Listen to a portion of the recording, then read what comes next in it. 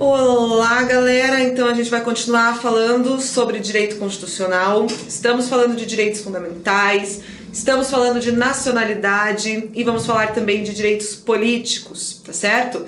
Então a gente começou esse tema na aula passada, falamos sobre as maneiras de adquirir a nacionalidade brasileira e agora a gente vai falar um pouquinho sobre as maneiras de perder a nacionalidade brasileira. Então você tem que lembrar bem aí alguns conceitos para acompanhar essa aula, principalmente a ideia do brasileiro nato, brasileiro naturalizado e tal. Ah, professora, eu não lembro nada disso, não sei nada disso, perdi essa aula. Então corre lá, volta lá, assiste a aula anterior, tá? Que ela é pressuposto para essa aula aqui, beleza? Então vamos continuar falando, vamos falar sobre a perda da nacionalidade. Em que situações um brasileiro pode deixar de ser brasileiro? Quer seja ele um brasileiro nato, quer seja ele um brasileiro naturalizado. Em que hipóteses ele pode deixar de ser considerado brasileiro e aí, deixando de ser considerado brasileiro, ele também deixa de ter todo aquele status privilegiado em relação aos estrangeiros. Quando ele perde a nacionalidade? Nós temos duas hipóteses aqui no slide. Essa primeira hipótese é: perde a nacionalidade brasileira ou tem a naturalização cancelada aquele que por sentença judicial é condenado em virtude de exercer atividade nociva ao interesse nacional. Isso foi um ranço, isso foi uma coisa que ficou na Constituição, mas ainda muito moldada nos parâmetros lá da ditadura, tá certo? Esqueçam isso aqui por enquanto, eu coloco no slide para não dizer que não falei do tema, né? Para não dizer que isso não existe, mas isso aqui praticamente não é utilizado e a gente não vai ver isso no exame da OAB, é muito difícil. Agora, essa segunda hipótese, que é a hipótese que eu vou tratar agora, aí sim, essa segunda hipótese vai cair no exame da OAB, essa é bastante utilizada e é uma outra hipótese, logicamente, de perda de nacionalidade.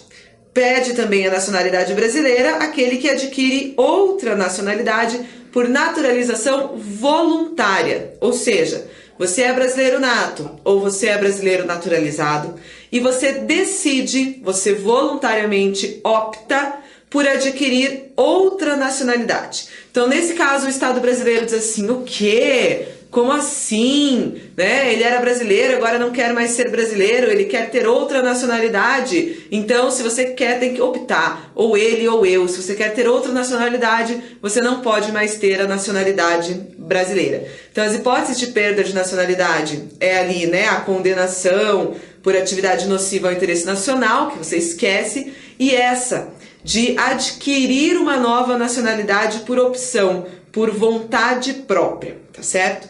Mas você deve estar pensando assim: ah, professora, nada a ver, eu mesmo tenho dupla cidadania, eu mesmo já adquiri outra nacionalidade, ou eu conheço pessoas que vão morar no estrangeiro, adquirem outras nacionalidades, e nem por isso perdem a nacionalidade brasileira, professora.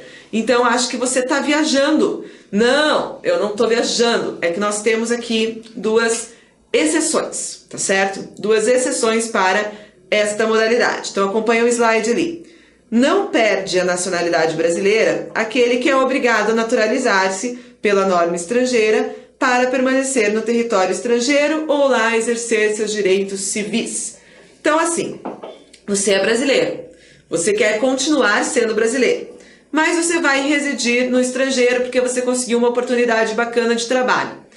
Nesse país aonde você vai residir, eles exigem que para que você possa permanecer naquele território ou para que você possa exercer seus direitos civis naquele território, você se naturalize, você se torne nacional deste outro país. Aí você fica numa sinuca de bico, né? Porque você não quer deixar de ser brasileiro, mas ao mesmo tempo você, para poder continuar nesse país, trabalhando, etc., precisa adquirir uma nova nacionalidade. Então, nesse caso, a Constituição faz uma ressalva. Nesse caso, ela dá uma colher de chá. Ela diz: olha, se for obrigado pelo país a adquirir a nova nacionalidade para exercer direitos civis ou para permanecer no território, não perde a nacionalidade brasileira. Perde se for voluntário, perde se você quiser, né, a ter a nova nacionalidade. Mas se você for obrigado a ter a nova nacionalidade, não perde a nacionalidade brasileira.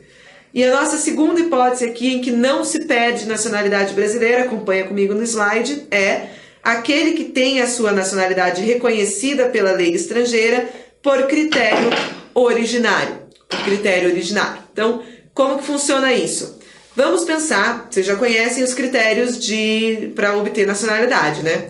Tem os critérios originários, daquele que nasce, ou do critério do sangue, e tem a outra possibilidade, que é a secundária, de você adquirir através de um processo de naturalização. Então vamos imaginar a situação seguinte: você é brasileiro nato porque você nasceu no Brasil, tá certo? E a gente sabe, todos aqueles que nascem no território brasileiro são considerados brasileiros natos. Mas vamos pensar que os seus pais sejam estrangeiros. E nesse país onde os seus pais nasceram, a legislação prevê que são considerados nacionais desse outro país todos aqueles que sejam filhos dos seus nacionais. Então vamos imaginar aí que esse outro país, então, tem uma legislação que diz assim: considera que é nacional desse outro país todos aqueles que são filhos dos seus nacionais. Então você vai nascer no Brasil e vai ser considerado brasileiro nato por ter nascido no Brasil. Mas ao mesmo tempo, você vai ser considerado nacional desse outro país por ser filho de pessoas nacionais desse outro país. Não é você que fez a opção por ser nacional do outro país. É o fato da legislação que é adotada no outro país, né, considerar o critério do sangue, que faz com que você automaticamente seja também um nacional do outro país. Então, nesse caso, seria injusto você perder a nacionalidade brasileira, afinal de contas, não houve essa opção, não houve essa vontade de deixar a nacionalidade brasileira para adquirir a nacionalidade estrangeira. Você, pela simples maneira como você nasceu, pela circunstância do seu nascimento, por você ser filho de pessoas que nasceram naquele país, você é considerado um nacional daquele país. Tá certo? Então, o que tem que saber até agora? Tem que saber as hipóteses de perda de nacionalidade, lembrando, chamando atenção, gravando bem a essa hipótese de que eu perco a minha nacionalidade brasileira se eu opto por outra nacionalidade. E lembrar as exceções. Isso não acontece se eu adquiro outra nacionalidade porque eu sou obrigado a isso, ou se eu adquiro outra nacionalidade automaticamente pela legislação do outro país, ainda que eu não tenha me manifestado em favor disso. Tá certo? Então essas são as situações de perda e não perda da nacionalidade brasileira, beleza? Dá uma revisada em tudo isso, tá certo? Tanto as hipóteses de aquisição de nacionalidade, quanto as hipóteses de perda de nacionalidade. Isso, por que eu digo, dá uma revisada nisso? Porque é importante para mim a disciplina de direito constitucional, mas eventualmente também é cobrado de vocês em direito internacional, tá certo? Então, pode ser que seja útil para as duas disciplinas, por isso, dá uma olhadinha lá na Constituição, nos dispositivos que tratam de nacionalidade. E vamos continuar falando de direitos fundamentais e vamos continuar falando deste vínculo, desses direitos fundamentais que tem relação com esse vínculo entre o indivíduo e o Estado, tá certo? Falamos de nacionalidade e agora eu quero começar a falar com vocês um pouquinho sobre os direitos políticos, tá certo? Os direitos políticos. Nós já falamos, nós comentamos a respeito dos direitos políticos quando nós tratamos lá das cláusulas pétreas. E aí eu falei para vocês, olha, as cláusulas pétreas são aquelas cláusulas cujo conteúdo não pode ser abolido da Constituição, sequer através de emenda constitucional. Aí eu dei vários exemplos das cláusulas pétreas e falei, olha, e é uma cláusula pétrea o direito ao voto direto, secreto, universal e periódico. Lembram disso? Então esse direito ao voto direto, secreto, universal e periódico, ele vai fazer parte dessa categoria dos direitos políticos que nós vamos conversar a partir, sobre a qual nós vamos conversar a partir de agora. E vamos começar com o direito ao sufrágio. Bom, o que é o direito ao sufrágio? O direito ao sufrágio é o direito de votar. Todo mundo tem o direito de votar? Não. Então, aqui já relacionem com a ideia da nacionalidade. Os estrangeiros não têm direito de votar, a não ser que se naturalizem brasileiros. E aí eles vão passar a ser brasileiros e vão deixar de ser estrangeiros. Também não tem a possibilidade de votar os conscritos do serviço militar obrigatório, tá certo? Eles também, como estão lá, vamos dizer assim, de certa maneira, internados e dentro de uma instituição hierárquica e etc., também ficam sem a possibilidade de exercer o seu direito de voto, tá certo?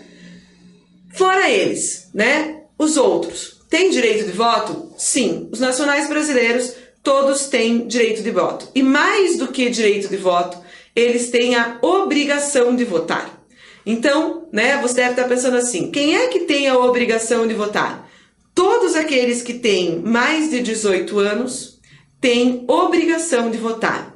O que significa dizer que, ainda que você não opte por um ou por outro candidato que se apresenta no momento eleitoral, você precisa comparecer, né, e ou votar em branco ou votar nulo, ou se você não comparecer na urna, você precisa justificar o não comparecimento. Este ato, esta participação do momento eleitoral, ela é obrigatória para os brasileiros que têm mais de 18 anos. E ela é facultativa para algumas pessoas. Para quem ela é facultativa? Ela é facultativa para aqueles que têm entre 16 e 18 anos, tá certo? Ela é facultativa para aqueles que têm mais de 70 anos. E ela é facultativa para os analfabetos. Então, o analfabeto, se ele quiser votar, ele pode, mas ele não é obrigado. O maior de 16 e menor de 18, se ele quiser votar, ele pode, mas ele não é obrigado. O maior de 70 anos, se ele quiser votar, ele pode, mas ele não é obrigado. Então, como que funciona, basicamente? Basicamente, todo mundo que está no pleno gozo das suas faculdades mentais, tem mais de 18 anos, né? Deve votar, tem obrigação de votar. Aqueles que têm entre 16 e 18, mais de 70 ou são analfabetos, escolhem se querem votar ou não. Estrangeiros e conscritos não votam. Beleza? Beleza. Então vamos lá. Sobre esse tema, é interessante, eu vou destacar para vocês aqui, que o Supremo Tribunal Federal ele esteve analisando essas cláusulas e ele criou mais duas situações em que o voto se tornou facultativo, muito embora isso não esteja expresso no texto constitucional. Então tem mais dois casos em que o Supremo Tribunal Federal considerou o voto facultativo e você não vai encontrar esses casos na leitura da Constituição, só se você efetivamente estudar a jurisprudência do Supremo Tribunal Federal. Que casos são esses? Aquelas pessoas que sejam portadoras de deficiências graves e os índios que não estão integrados. Então, aquele que é portador de deficiência grave é porque muitas vezes até para ele se locomover até o local do voto já é muito difícil. Então seria complicado você obrigá-lo, você criar depois uma penalidade eventual por ele não ter comparecido ao local de votação, quando em verdade isso às vezes para ele pode ser uma limitação muito grande, pode ser um esforço muito grande pelo grau da sua deficiência. E também o índio que não está totalmente integrado à nossa sociedade, vamos dizer assim, né, urbana, ali, contemporânea. O índio, aquele que ele não está associado, não está, vive mais isolado, não está acompanhando todo esse processo democrático, etc., ele também não pode ser obrigado a votar, tá? Não significa que não possa. Se eles quiserem votar, tanto deficiente quanto índio, eles podem votar. Mas é facultativo para eles. Isso por decisão do Supremo Tribunal Federal. Bom, então falamos já sobre o direito de votar. Falamos sobre o exercício do sufrágio, tá certo? Vamos continuar falando dos direitos políticos. O nosso sistema democrático, ele é considerado um sistema híbrido. O que significa isso? Nós temos democracia representativa e essa nossa democracia representativa ela pode ser direta ou indireta. Como assim, professora? Né? Como assim? Bom, nós temos democracia. Democracia significa o quê? Significa que a população participa nas decisões políticas através do exercício do voto. Então, a população decide os rumos políticos dessa comunidade através do exercício do voto. Isso pode se dar de duas maneiras. Pode se dar da maneira direta, a população mesmo vota na escolha política que ela quer, ou pode se dar de maneira direta. A população elege representantes e esses representantes votam as escolhas políticas. No sistema brasileiro, nós temos as duas coisas. Então, você vai exercer o seu direito de voto tanto de maneira direta em algumas circunstâncias, tá? Quanto de maneira indireta, na maioria das vezes. Quando você vota num prefeito, num vereador, num deputado estadual, federal, num senador, num presidente da república, quando você exerce assim, você está exercendo a democracia através do sistema indireto. Você vota em pessoas que tomam decisões no seu lugar. Agora, quando você vota num plebiscito ou num referendo, por exemplo, aí você está exercendo a democracia pela modalidade direta. Você mesmo está tomando a decisão, né? Você não está escolhendo alguém para tomar a decisão para você, você mesmo está tomando a decisão. Então, o Brasil, quando você pensar no sistema da democracia brasileira, lembre que nós temos mecanismos de democracia direta e mecanismos de democracia indireta. Vamos falar sobre os mecanismos de democracia direta um pouquinho, tá? Primeiro mecanismo de democracia direta importante para você lembrar é o plebiscito. Acompanhe aqui comigo, plebiscito. O que é um plebiscito? É uma consulta formulada ao povo para que delibere sobre matéria relevante de natureza constitucional, legal ou administrativa. O plebiscito é convocado pelo Congresso Nacional e acontece antes da formulação do ato que vai ser votado. Então, por exemplo, assim, a gente precisa tomar uma decisão importante de natureza constitucional, legal ou administrativa. Vamos consultar a população para saber o que ela prefere. E aí, depois que a gente consultar a população, a gente faz o ato. Então, por exemplo, a gente teve plebiscito, também já comentei isso com vocês, né? A gente teve plebiscito no Brasil para escolher se nós queríamos um sistema presidencialista, um sistema parlamentarista ou ainda uma monarquia. Lembram disso? Se a gente queria monarquia ou república e se a gente queria sistema presidencialista ou sistema parlamentarista. Esse plebiscito aconteceu lá no início da década de 90 e o povo escolheu república e presidencialismo.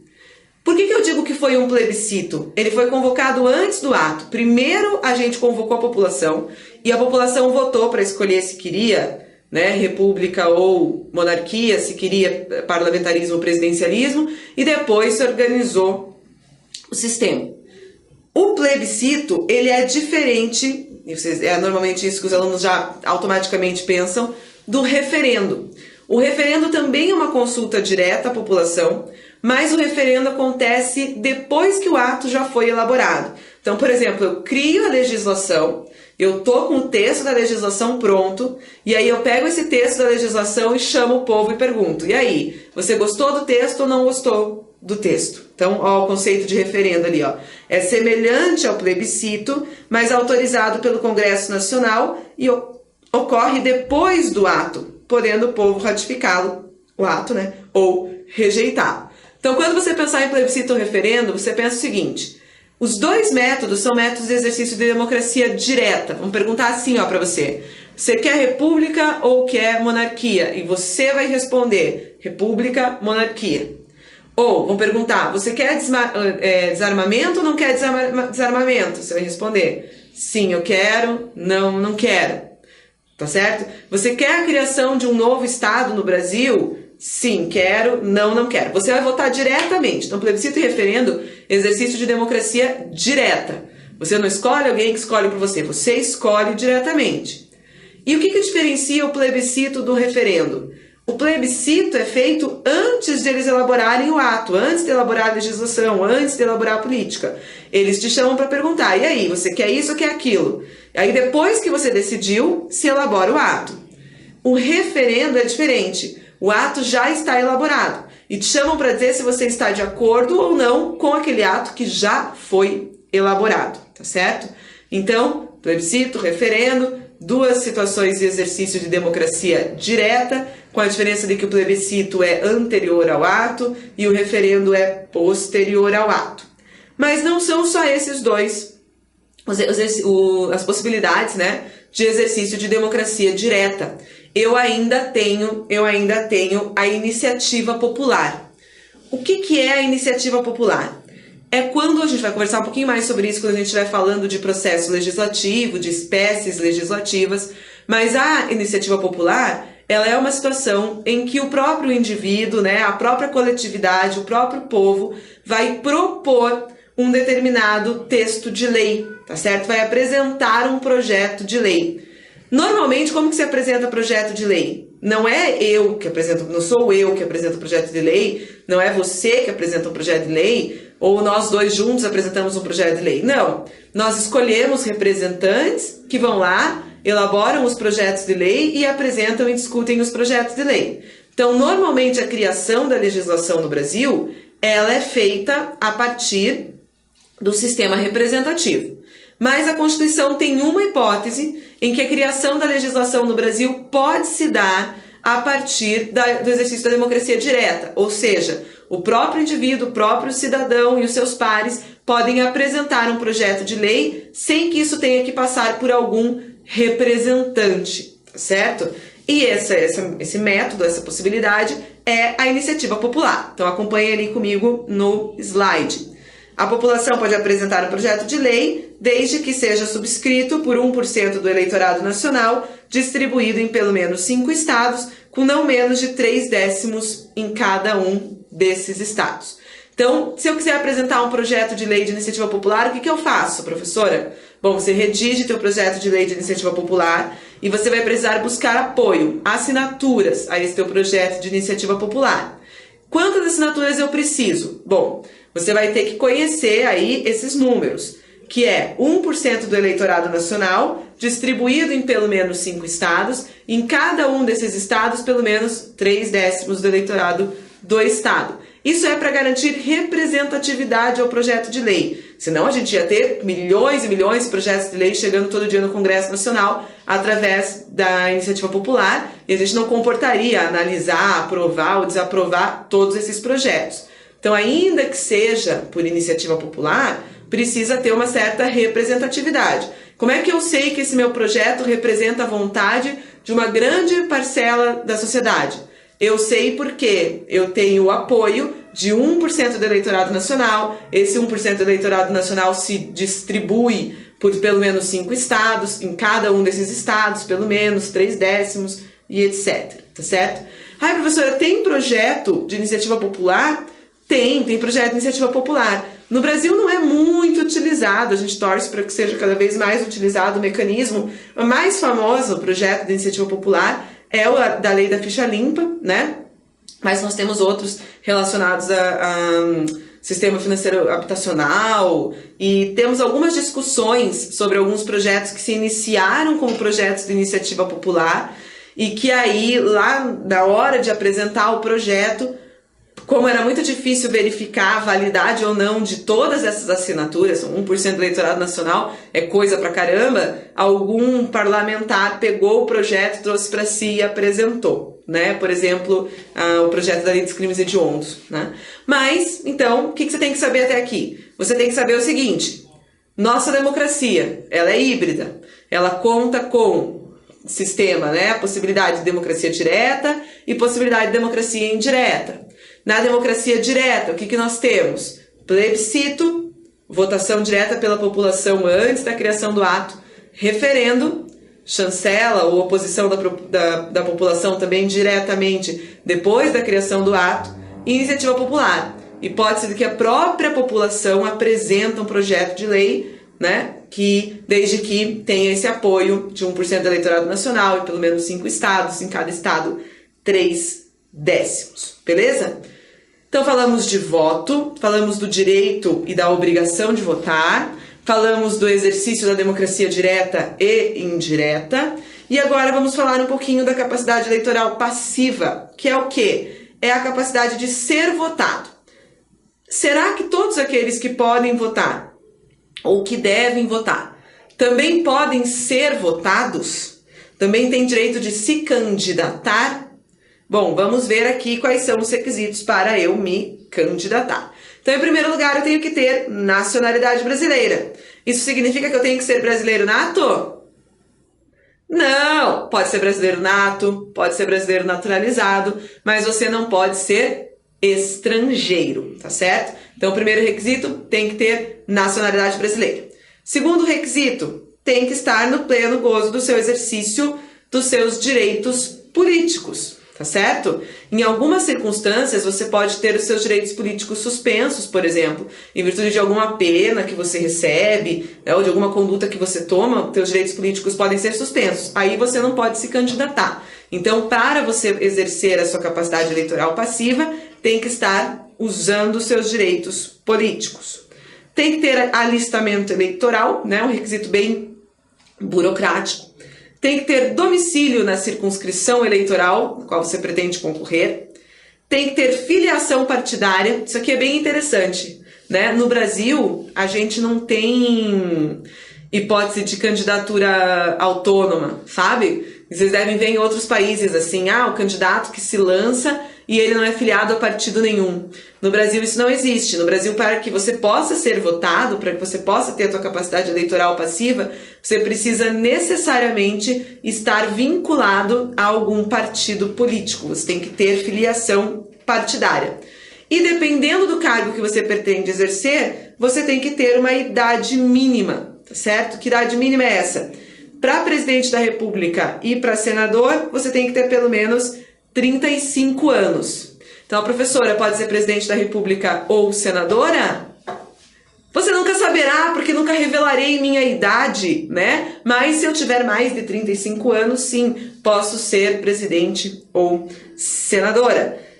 Se você quiser ser governador do estado, você precisa ter pelo menos 30 anos. Se você quiser ser deputado, você precisa ter pelo menos 21 anos. Se você quiser ser o deputado ou o prefeito, e se você quiser ser vereador, você precisa ter 18 anos. Então, se você quiser seguir uma carreira, vamos dizer assim, pelo seu limite de idade, você deveria começar sendo vereador com 18 anos, depois você poderia virar prefeito e deputado, né, prefeito ou deputado com 21, depois você viraria governador com 30, e aí depois você viraria senador com 35, então presidente da República numa carreira meteórica, né? Não seria interessante? Então esses são os requisitos que você precisa para ter capacidade eleitoral passiva, para poder ser votado, tá certo? Para poder ser votado. Então percebam que nem todos aqueles que podem votar, lembram que os requisitos lá para poder votar eram bem menos, né? Podem ser votados, né? Para ser votado é mais difícil. Além disso, em algumas situações, de maneira nenhuma você será elegível. Que situações são essas? Então, assim, aquilo ali que eu passei, algumas são burocráticas, né? Tá no exercício do direito político, tá com domicílio na circunscrição eleitoral onde você quer se candidatar, enfim. São critérios burocráticos que você pode resolver ou não resolver para poder se candidatar e ser votado. Mas em algumas hipóteses, algumas situações que são essas que eu vou trazer agora, você simplesmente é inelegível, você não vai poder ser eleito, não é uma simples questão burocrática a ser resolvida, você não vai poder ser eleito mesmo. Que situações são essas? Então, acompanha ali, eu até botei em vermelhão, ai meu Deus, volta. Eu até botei em vermelho aqui, né, para você chamar bastante a atenção, que jamais poderão ser eleitos quem? Os inalistáveis, ou seja, aqueles que não podem se alistar para a eleição. Eles não podem nem votar e nem ser votados. Quem são? Estrangeiros, conscritos, que a gente já comentou antes, os analfabetos, né, que podem votar e não podem ser votados. Então, olha lá, aquele pessoal que não podia votar, lembram que eram os estrangeiros e os conscritos? Eles também não podem ser votados. Mas mesmo que esse estrangeiro tenha domicílio eleitoral, mesmo assim. Mas mesmo que esse estrangeiro tenha, né, vamos ver aqui um outro requisito filiar, então, que queira se filiar a um partido, mesmo assim. Mas mesmo que esse estrangeiro não tem condições, o estrangeiro e o conscrito não votam e não podem ser votados. O analfabeto, você presta bastante atenção aí, que ele é um caso peculiar. O analfabeto, você lembra se ele era obrigado a votar ou não? Lembra, ele tinha voto facultativo, ou seja, ele pode votar se ele quiser, mas ele não é obrigado a votar, certo? Agora, será que o analfabeto pode se candidatar, pode ser eleito? Não, tá? O analfabeto não pode ser eleito. Inclusive, existem alguns casos em que se discute, né, uma determinada pessoa é eleita e aí surge toda uma impugnação, uma discussão a respeito dessa eleição, porque a pessoa é considerada analfabeta. E aí tem testes e provas que são aplicadas para a pessoa demonstrar se ela é ou não é analfabeta, porque se for analfabeta, ela é inelegível, tá certo? Então lembra aí que o analfabeto, embora ele possa votar, ele seja facultativo o voto para ele não pode ser votado, tá certo? Não poderão ser eleitos em condições específicas, aqui gravem isso, né? Acompanha comigo no slide. No território da jurisdição do titular, o cônjuge, parentes consanguíneos e afins, até o 2º grau e por adoção do chefe do executivo. A ideia aqui é a gente impedir aquela situação em que elege o prefeito, depois elege a esposa do prefeito, depois volta o prefeito, a esposa do prefeito. Tá certo? Então, nessas circunstâncias, a Constituição considera esses parentes ali, né, como inelegíveis, tá certo?